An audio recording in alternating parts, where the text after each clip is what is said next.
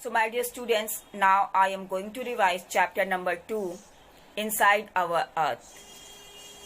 So students, as I told you in my previous explanation that our Earth, where we are living, this is our homeland and this is dynamic in nature, or we can say in another word that our Earth is continuously changing inside the Earth and outside the Earth. So students, this chapter is all about the structure of the Earth inside and outside. In this chapter, we will learn and study that what are the minerals in which our Earth is made up of and how many layers our Earth is having. So our first topic is interior of the Earth. So students, our Earth has 3 layers. Number 1 is crust, number 2 is mantle, and number 3 is core. So my dear students, our Earth is also like an onion, and our Earth is made up of several concentric layers on one and another. So now I am going to discuss with you about crust. Crust is a uppermost layer over the Earth's surface. It is very thinnest of all the layers, and the thickness of crust is only about 35 kilometers. But the thickness of this crust from the continental mass of ocean is only 5 kilometers.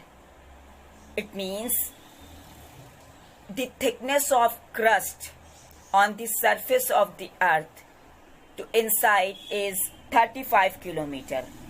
But you know very well that the ocean is located very, very deep inside the Earth. That's why from there the thickness of this continental mass or crust is only 5 kilometers. Okay? And our Earth crust is made by 3 important minerals, which is Sial, Sima and Nife. And the full form of Sial is silica plus aluminium.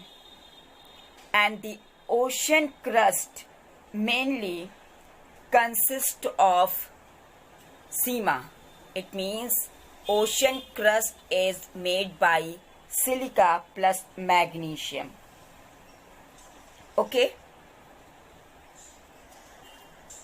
After that, the second layer of the Earth is mantle, and this is present just beneath the crust, and the depth of this mantle layer is 2,900 kilometers below the crust, and the innermost layer of the core, it means the third layer of the Earth is core. Then the innermost layer of the Earth, which is the core, and it has a radius of 3,500 kilometers. And this part of the Earth is made by Nife. It means nickel and ferrous, or nickel and iron. And the central layer of the Earth or core is having very high temperature and pressure. Okay? After that, your next topic is rocks and minerals. So my dear students, as I told you, our Earth crust is made by the different types of rocks and different types of mixture of minerals. So first of all, we have to understand that what is rocks what is the definition of rocks? So students, any natural mass of minerals, matter that makes up the earth crust is called rocks. And rocks can be found on the surface of the earth and inside of the earth in different color, size and texture. So on the basis of presence of rock which is present in different type of color, size and texture, these are three types. Number one is igneous rocks, number two is sedimentary rocks, and number three is metamorphic rock. So students, the definition of igneous rocks is when molten magma cools, it becomes solid, and whatever rocks form are called igneous rocks. And students, this igneous rocks is also called or known as primary rocks. And these igneous rocks again further divided into intrusive igneous rocks and extrusive igneous rocks. So students, the definition of intrusive rocks is when this molten lava comes on the earth's surface, it is rapidly cools down and becomes solid, and these solid rocks form in a such way on the earth crust. So this rock is known as extrusive igneous rocks. And this extrusive igneous rocks have a very fine grained structure. For example, basalt. And the Deccan Plateau of India is made up of basalt rock. Okay. After that, intrusive rock. So students, sometime the molten magma cools down deep inside the earth crust when solid rocks are formed called intrusive igneous rocks.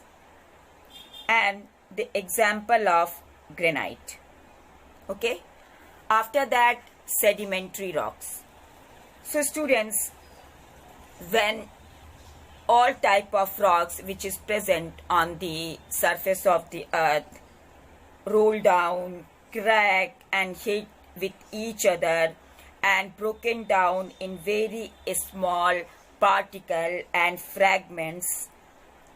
After that, these smaller particles or fragmented part of the rock are called sediments.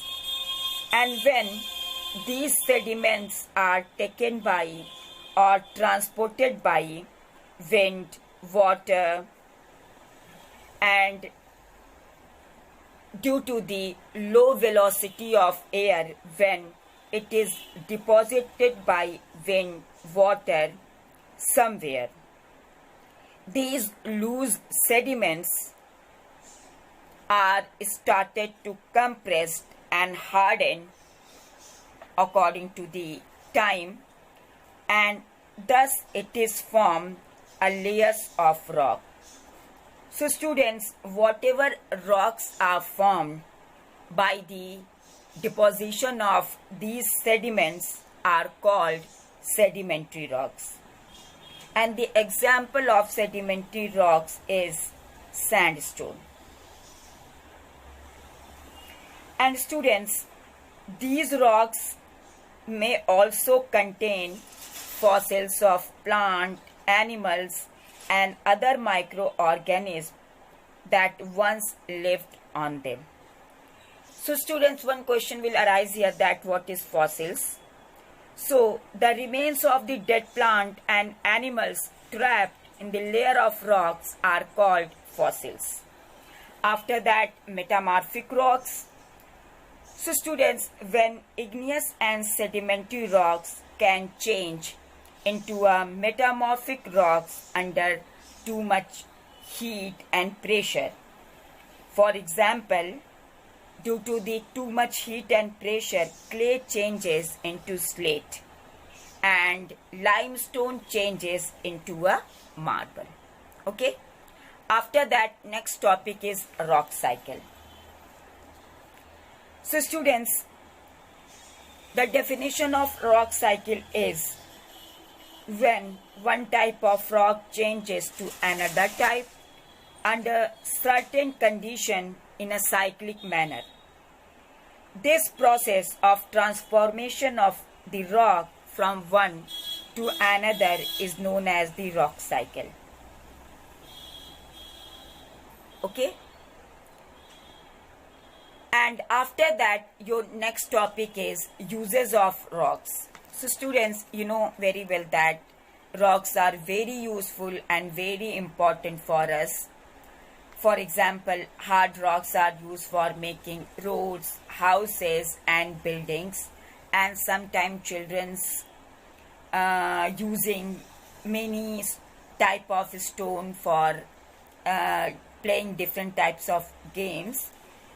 And the example of these rocks in which different buildings are formed, that was Red Fort, which was made by red sandstone, and after that the Taj Mahal, which is made up of white marble.